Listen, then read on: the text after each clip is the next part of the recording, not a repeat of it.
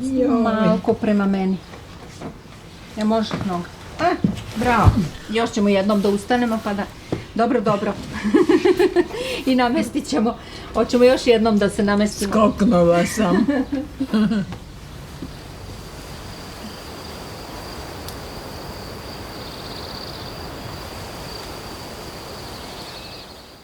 Hello, Marta Popivoda. You're talking to us from Belgrade, and you are presenting the film Landscapes of Resistance in the Latitudes section of VdR. Nice to have you with us. Thank you for the invitation. It's really a pleasure and honor to be part of VdR. I really love the festival. Thank you. You were already here a few years ago with your previous film, How Ideology Moved Our Collective Body. And it's, of course, a pleasure to have you back with this wonderful film, which is presented as Swiss premiere in the festival.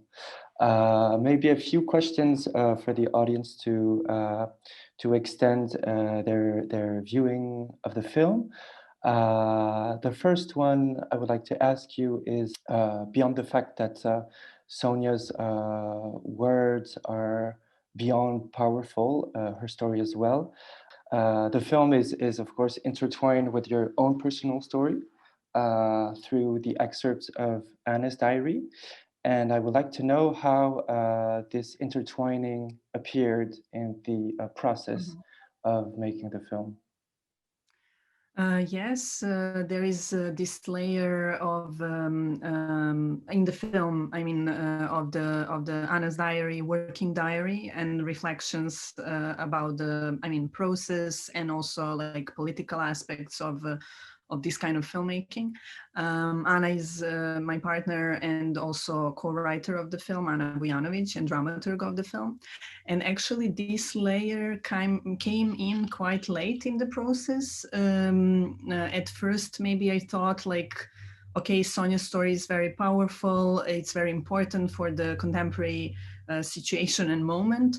And I thought maybe like direct confrontation of her story with the contemporary context will be enough. But then at some point of it, doing also test screenings, we realized that maybe people will not, maybe it will not be clear enough who is making this film, that it's two women, that we are a couple, what is our political position, so we wanted to inscribe ourselves more into the film and make it more precise why this story is important for us today. So this was the idea, but it came quite late in the process, in the maybe last phases of the editing. And then we decided to use what we already have.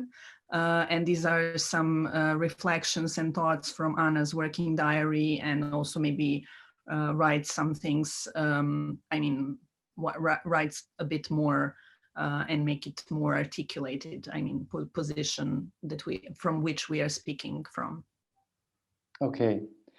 Second aspect of your film is that it is beautifully and quite delicately composed with a collection of landscapes and sounds which sort of speak in their own words while we hear Sonia's story. Can you tell us a bit more about this collection of landscapes and how your research to film them? Mm-hmm. From the first moment when I met Sonia, I realized how powerful storyteller she is, and her stories and the way she's telling her story created images in my mind. So I didn't want to, in a way, I wanted to give space to these images. And I was also thinking in the landscape cinema paradigm, so I decided to go back to the places where events from Sonia's stories happened. And it was a quite long research and filming process.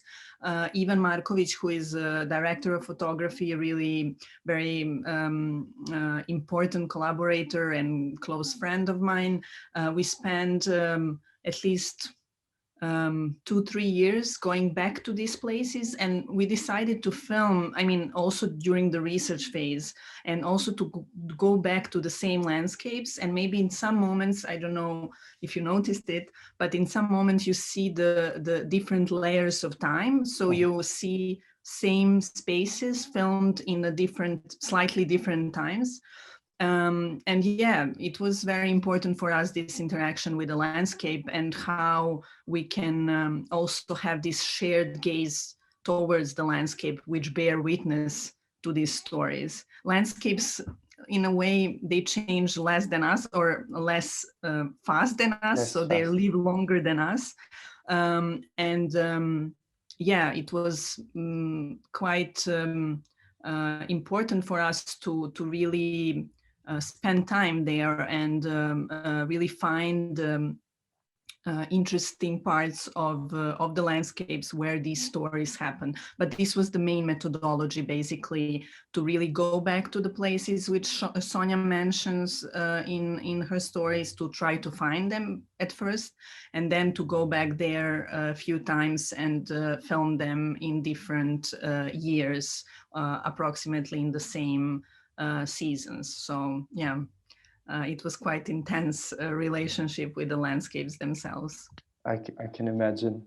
But the third question I would have, which is more of an interrogation, so you're building a memorial in this film, not only for Sonia, but for all women fighters against fascism through history and through recent history.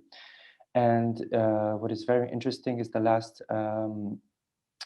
excerpt of Anna's diary figuring on screen, talking about the making of a partisan film.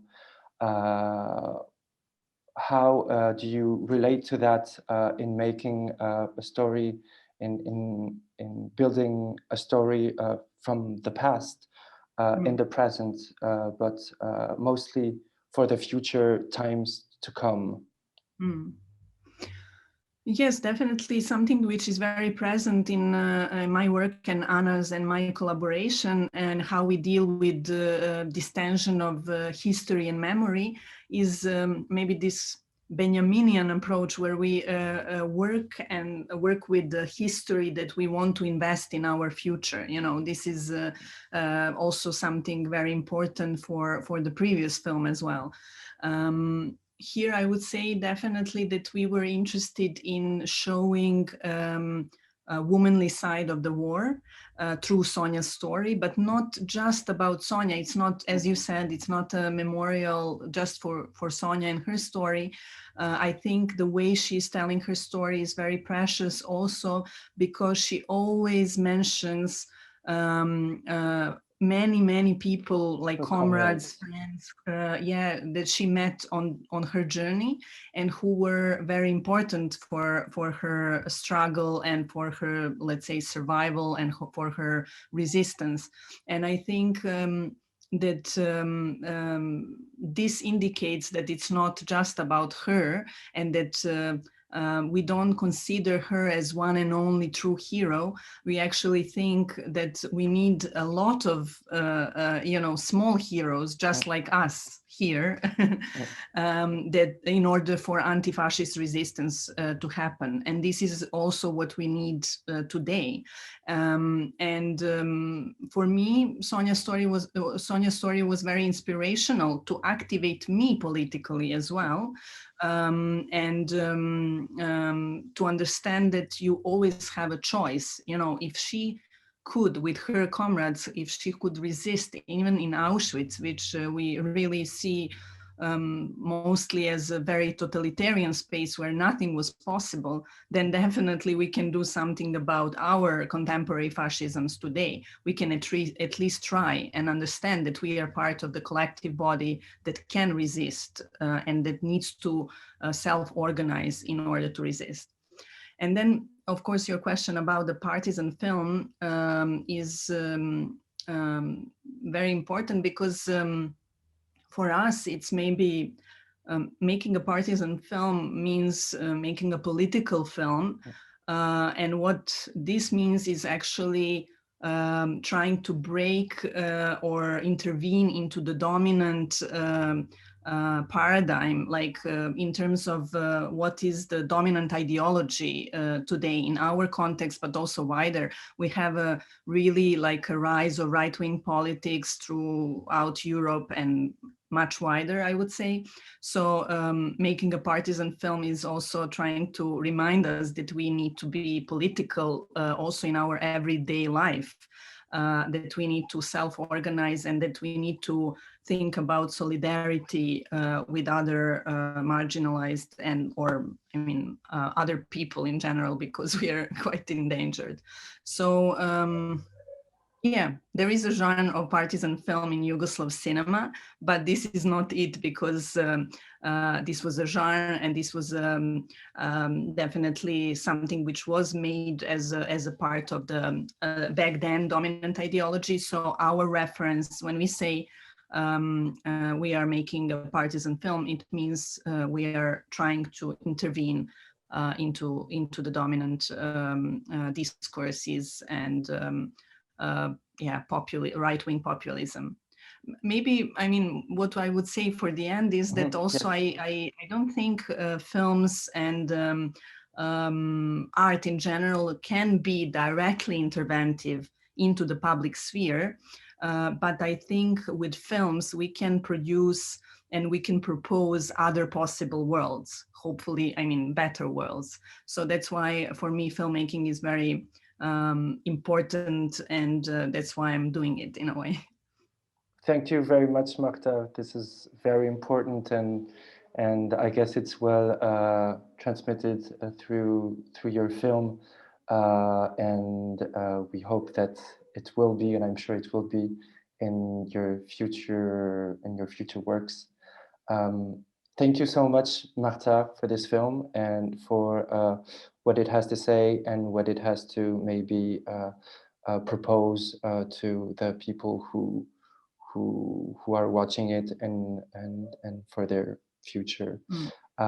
Thank you very much, Marta, and hopefully see you in Vision du Réel in future years where we can meet in physics.